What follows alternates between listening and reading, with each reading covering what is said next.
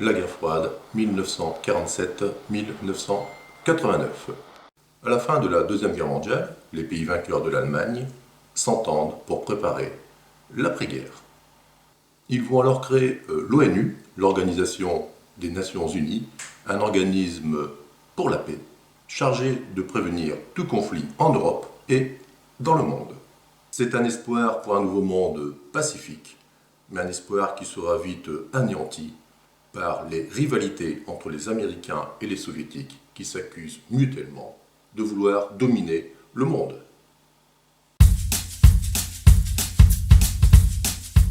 Côté américain, démocratie, libéralisme. Côté russe, communisme.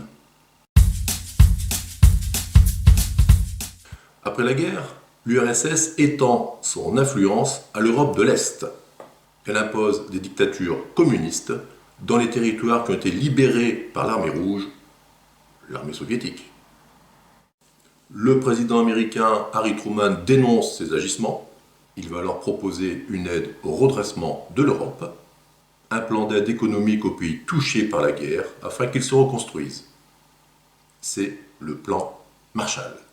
Accepter l'aide, c'est se placer sous protection américaine.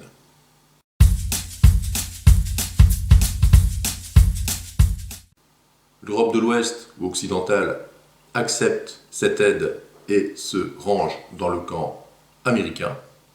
Ce camp est appelé Bloc de l'Ouest et il comprend les démocraties libérales qui bénéficient du plan Marshall et de la protection militaire américaine dans le cadre de l'OTAN.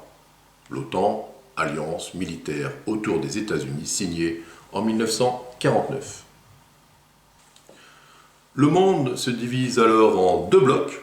Le bloc de l'Ouest capitaliste, derrière les États-Unis, et le bloc de l'Est communiste, derrière l'URSS, unis aussi par le pacte de Varsovie, qui est une réponse soviétique à l'OTAN.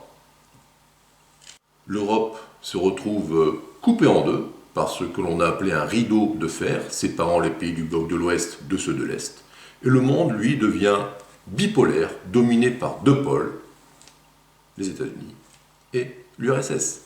Dans guerre froide, il y a guerre, car il s'agit vraiment d'une guerre froide, parce que les deux grandes puissances que sont les États-Unis et l'URSS ne vont pas s'affronter directement, mais par pays interposés.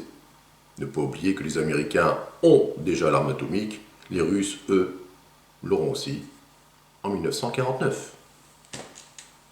Le but de chaque camp est de consolider sa zone d'influence et de limiter l'extension du camp rival. Chacun des deux grands, USA, URSS, montre en quelque sorte ses dents à l'autre et se livre notamment à une course à l'armement, à l'espionnage, à la propagande dans le domaine du sport, dans le cinéma, je vous renvoie à Rocky contre Drago, James Bond aussi, à la compétition technologique, la conquête de l'espace. Si les États-Unis et l'URSS ne s'affrontent pas directement, il y a eu de nombreuses crises et tensions que j'aborderai avec vous dans une prochaine vidéo, notamment les deux crises de Berlin et l'affaire des missiles de Cuba. Prenez soin de vous et des vôtres. À bientôt.